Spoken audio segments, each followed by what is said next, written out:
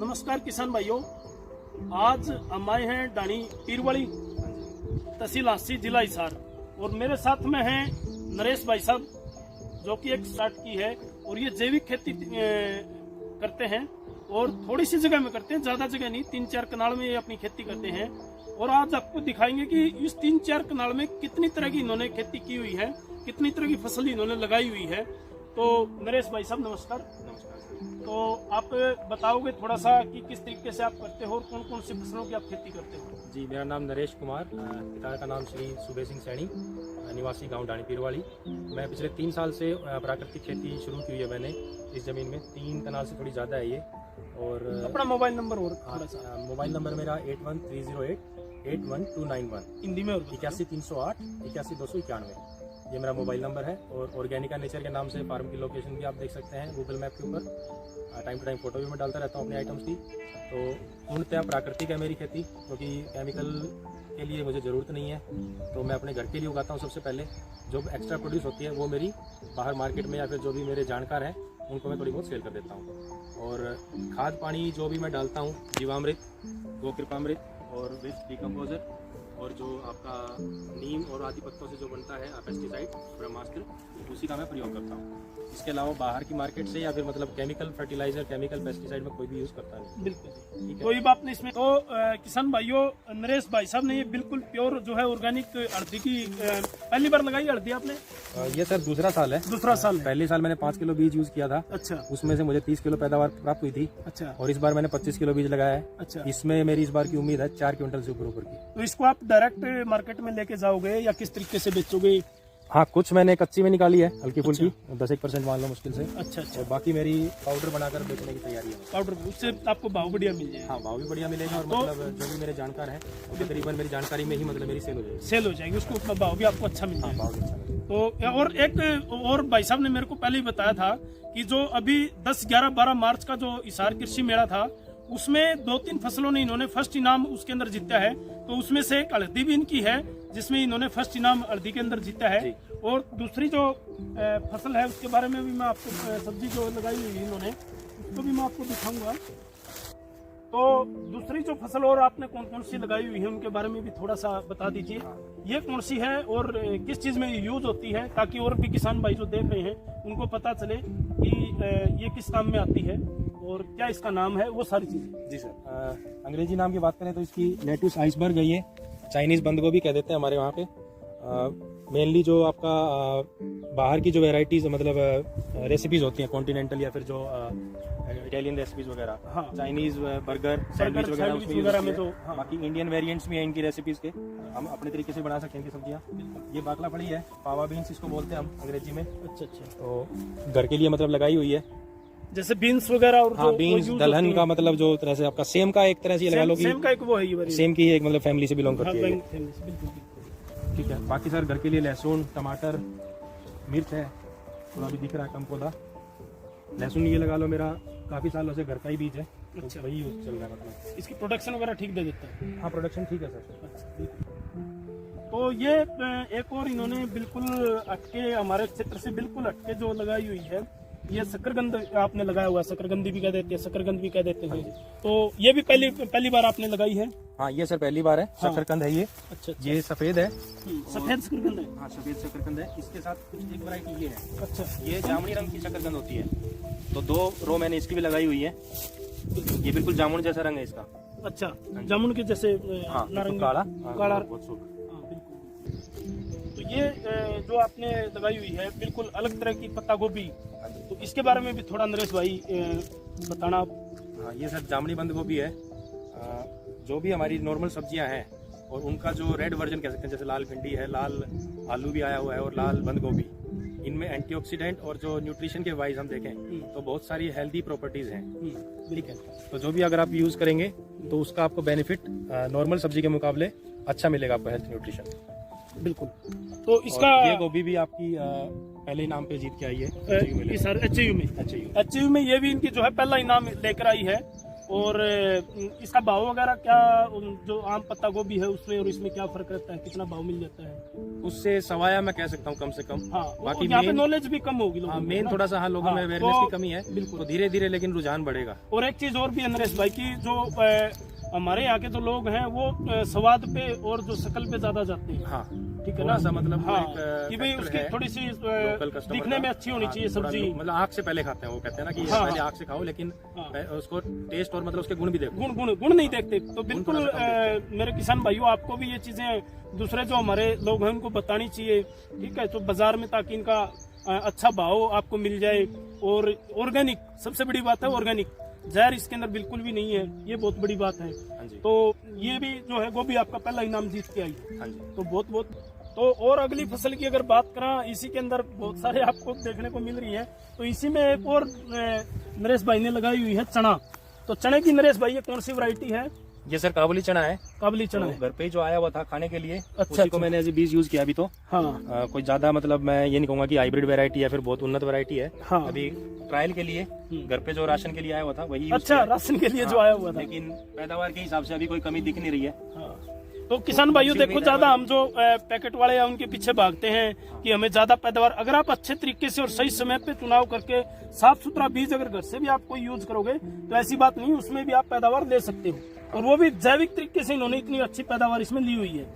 तो ये काफी देखो, इसमें फल वगैरह काफी इसमें लगा हुआ है, जो टाट जिनको बोलते हैं, काफी लगी हुई है। तो इसके अंदर जो है चने का जो साइज है, बहुत बढ़िया साइज इसके अंदर बना हुआ है, देखो बहुत अच्छा साइज है। तो काफी बढ़िया लगा ये, तो काफी अच्छा है। तो उसके दूसरी तरफ अगर देखा तो एक और इन्होंने वैरायटी इसके अंदर लगाई हुई है। नरेश भाई इसके बारे में और बताना है, कौन सी वैरायटी है? इसमें भी आप देख सकते हो काफी फल है, बहुत बढ़िया इसके अंदर फल लगा हुआ है, बहुत ये बढ़िया सर टाट डॉलर इसके अंदर चना बनी हुई बोलते है। हैं। तो डॉलर वैरायटी का बीज यूज किया था पिछली बार जो मैं मेले में गया था। अच्छा तो अपने काजला से फार्मर है सुरजीत मास्टर जी, अच्छा अच्छा उनसे मैं ये बीज लेके आया था। अच्छा। इस बार ट्रायल के लिए लगाया है, तो इसकी भी अच्छी पैदावार की उम्मीद है। उम्मीद नहीं, अच्छी दिख रहा है वो, तो दिखने में पता चल रहा है कि अच्छी इसमें बना हुआ है फल। और अभी भी अगर बात करें तो अभी भी इसमें फूल और भी नजर आ रहा है। हाँ, हाँ थोड़ा सा इस बार कमी रही कि जो हम तुड़ाई करते हैं ना ऊपर से कूपले हाँ शुरुआत में, वो नहीं कर पाए। अच्छा तो थोड़ा सा मतलब बढ़वार ज्यादा हुई है, हाँ और लेटरल मूवमेंट जो को बोलते हैं वो थोड़ी कम रह गई इसमें। अदरवाइज अगली बार अगर थोड़ा और अच्छे से करेंगे ध्यान से तो शायद और अच्छी उम्मीद है। बिल्कुल। तो किसान भाइयों, एक और नई चीज इस तकनीकी दौर में आपको एक नई देसी चीज आपको दिखा रहा हूं मैं। ये जो है, जो हम मल्चिंग वगैरह करते हैं प्लास्टिक की, इन्होंने क्या है देसी तरीके से इसके अंदर बिल्कुल जो मेरे हिसाब से ये जवार का नहीं, भूसा ये है, सर मिलेट का फूस है। मिलेट का भूसा। कंगनी, हरी कंगनी, स्वाक, वो भी मैं लगाता हूँ 2 साल से। अच्छा तो इस बार का हमारा इस बार जो इंटरनेशनल ईयर ऑफ मिलेट भी है, तो हम 2 साल से ऑलरेडी मिलेट भी कर रहे हैं। अच्छा बारिशों के टाइम पे। तो कंगनी, स्वाक और कुटकी, अच्छा हरी कंगनी, अच्छा ये सारे हमारे पॉजिटिव मिलेट है। तो इनका भी हम पैदावार ले रहे हैं। इन्हीं का जो भूसा है इन्हीं का ये, जो फूस है वो ये है। Natural mulching. हाँ, और इसमें देखो आप कहीं भी आपको जो है घास नजर नहीं आएगा ज्यादा, एक आध पौधा मेरे को दिख रहा है, बाकी इसमें कोई ज्यादा घास है नहीं। हाँ, 80-90% तक आपका कारगर होता है, क्योंकि जब तक धूप नहीं लगेगी मिट्टी पे तो घास नहीं निकलेगा। नहीं निकलेगा। हाँ, इक्का दुक्का जहाँ पे थोड़ी सी तय मान लो, ये लगा लो आपकी हल्की रह जाती हाँ, है, थोड़ा सा खिसक जाती है, तो वहाँ निकल जाएगा। लेकिन ये देखो अपना, आप वेरिएंट दूसरा देख सकते हो, ये खुले में है, इसमें कितना घास है और इसमें कितना घास है। हाँ, ये भी चीज बिल्कुल सही। जो आपकी शुरुआत की जो मेहनत है उसके बाद आपका मेहनत ये कितना आप बचाएगी। देख सकते हो किसान भाइयों, देखो बिल्कुल सही बात। हाँ जी, तो ये मल्चिंग के तरीके से की हुई है और ये खुले में है। हाँ, इसमें लाइन, आप डिफरेंस आप इसमें देखो, आप डिफरेंस देख सकते हो। ग्रोथ देखो, और घास कितना ज्यादा, कितनी तरह का घास थोड़ा है। सा टाइम पीछे कम था, तो और हम कर रहे थे तो खेत में इतना टाइम डिवोट कर नहीं पाए, तो इसलिए थोड़ा सा घास हो भी गया। और इसी के फिर साथ में ये देसी मल्चिंग। ये भी देसी मल्चिंग है। हाँ, ये 2 कैरियाँ एक साथ लगी हुई हैं, इन दोनों का आप डिफरेंस देख सकते हो। वो कैरी थोड़ा पहले लगी, उसके बाद लगी थी, तो इन दोनों में ही डिफरेंस मतलब पता चल जाएगा। आलू में भी मल्चिंग है, आलू के अंदर भी देसी मल्चिंग है, हल्दी में भी मल्चिंग है। आलू के अंदर भी आप मल्चिंग का डिफरेंस आप देख सकते हो। हाँ, तो ये आलू के अंदर भी इन्होंने जो है देसी मल्चिंग की हुई है। तो नरेश भाई इसमें भी घास मेरे को तो घास के बाद घास तो हमने देख ही लिया, इसमें कहीं ज्यादा नजर नहीं आ रहा कहीं भी, इसका दुक्का तो साइड से जब निकल ही जाता है, आपको पता ही है। हाँ, नालियाँ और इसमें साइज भी आप देख सकते हो किसान भाइयों की, साइज भी अच्छे खासा साइज इन्होंने बनाया हुआ है, और भी हल्का फुल्का इसमें ग्रोथ होएगी। हाँ, लेकिन और एक चीज और है, इसके अंदर जैविक खेती के अंदर क्या होता है, आप ये सोचोगे कि मेरे को शुरू की साल ही जैसे और खेती करा हूं, उसकी आमतौर पर जैसे खेती करा हाँ, दवाइयों वाले पेस्टिसाइड की जो खेती करा हाँ, उस तरीके से आपको इसमें बढ़वार नहीं मिलेगी और इस तरीके के साइज एक बार में नहीं मिलेंगे। लेकिन तीसरे साल इसमें आपको देखने के, तीसरे या चौथे साल में आप जब पहुंच जाओगे तो आपको बिल्कुल वही साइज, वही पैदावार पहुंचनी शुरू हो जाएगी। क्यों नरेश भाई? तो क्या है उसमें फिर आपको जो है दूसरे तीसरे साल और भी बढ़िया साइज, लेकिन लास्ट ईयर इनका साइज नरेश भाई बता रहे हैं कि इससे भी बढ़िया था। इस साल क्या है, सर्दी की वजह से मेरे हिसाब से थोड़ा सा सर्दी की शिकायत हुई है। हाँ। टाइम पे एक दो पानी वगैरह नहीं लगे तो थोड़ा सूखेगी थी। हाँ। जैसे बोला जाता है कि ज्यादा सर्दी अगर पड़ती है तो उस टाइम पे थोड़ा हल्का सिंचाई कर देनी चाहिए, तो वो मेरी टाइम पे नहीं हो पाई। अच्छा। और शायद आलू थोड़ा छोटा भी था तो इसलिए थोड़ा सर्दी की मार में है। बाकी पिछली बार मैंने आधा किलो तक आलू इसमें प्राप्त किया है। बिल्कुल। और दूसरा जो आपने बात कही कि पहले एक दो साल पैदावार कम रहती है, हाँ। उसमें कारण दो हैं। हाँ। एक तो आम जमींदार के दिमाग में ये होता है कि सिर्फ यूरिया डीएपी या फिर जो केमिकल फर्टिलाइजर बंद कर दिया, हाँ। सिर्फ उससे ही मतलब काम चल जाएगा। ऐसा नहीं है, उसके बराबर में आपको वही पोषण देना पड़ेगा। केमिकल की बजाय आपको जैविक फॉर्म में मतलब देना पड़ेगा किसी तरह से। जीवामृत है, गोकृपामृत है, डिकम्पोजर है, या फिर कोई भी और जो टॉनिक। एक कारण वो है।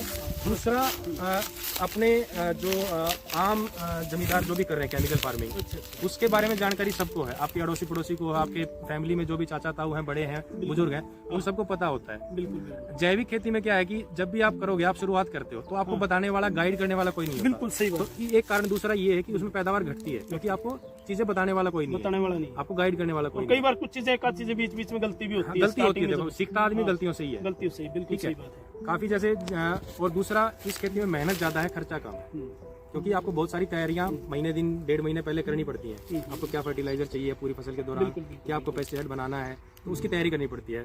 केमिकल की तरह नहीं है कि आप 10 मिनट पहले बाजार में गए, कट्टा उठा लिया या फिर जो भी पेस्टिसाइड का बोतल शीशी ली और फटाक से डाल दी। तैयारियां पहले करनी पड़ती है और उसका तरीका भी है। बिना ट्रेनिंग के भी कई बार नुकसान हो जाता है कि कोई भी दवाई है, कोई भी एक फार्मूला है, उसको बनाने का तरीका है। बिल्कुल। ट्रेनिंग वाली बात से मेरे को एक चीज और, आपने कहीं इन चीजों की ट्रेनिंग भी ली है या बस ऐसे स्टार्ट कर दिया, या यूट्यूब वगैरह से? कहाँ से आपको इसके बारे में मतलब ऐसे मन में आया कि एक सॉफ्टवेयर इंजीनियरिंग के बावजूद आपने जो खेती को चुना है? पिछले कुछ 4-5 सालों से सर सुन तो रहा था कि कुछ लोग जैसे एक्सपेरिमेंट कर रहे हैं, कुछ किसी ने स्टार्ट किया जिनका की खेती से संबंध ही नहीं था, मतलब उनके बाप दादाओं पूरी पिछली 2-3 पीढ़ियों में कोई संबंध नहीं था खेती से, वो लोग भी कामयाब हुए हैं। तो उनके एग्जांपल सुन के कुछ दिमाग में आता था कि हम क्यों फेल हो रहे हैं। मेरी फैमिली मतलब फार्मिंग से बिलोंग करती है। मेरे फादर हालांकि गवर्नमेंट जॉब में रहे हैं, लेकिन पुरानी में या फिर।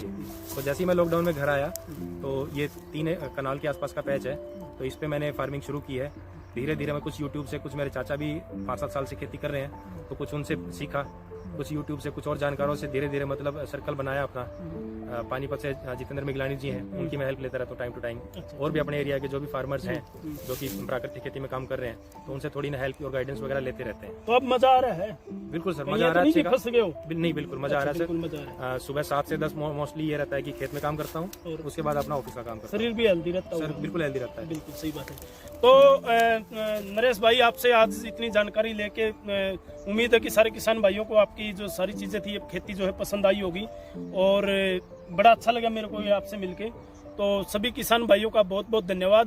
तो मेरा नंबर और नरेश भाई साहब का नंबर भी आपको मिल जाएगा, और जरूर इसको लाइक, कमेंट और शेयर, सब्सक्राइब जरूर कर देना अपने चैनल को, और भाइयों, किसान भाइयों के साथ भी शेयर जरूर करना। तो थैंक यू नरेश भाई। हाँ, ठीक है जी। बिल्कुल, परिवार के लिए तो शुरू कीजिए। बिल्कुल, हर कोई फार्मर पूरे लार्ज स्केल पे नहीं कर सकता। फिर यही कहना चाहूंगा कि कम से कम अपने परिवार के लिए जरूर पैदावार करना शुरू कीजिए। थोड़ा आपको ज्ञान भी होगा, और जब आप खाओगे आपके अपने परिवार में, जब वो पैदावार जो यूज की जाएगी, तो उससे बिल्कुल आपको डिफरेंस फील होगा उसका। बिल्कुल, बीमारियों से बचेंगे। टेस्ट पकने में और मतलब खाने में बिल्कुल डिफरेंस है, नोटिसेबल डिफरेंस है। चलो, थैंक यू नरेश भाई, बहुत बहुत धन्यवाद सर। ठीक है जी।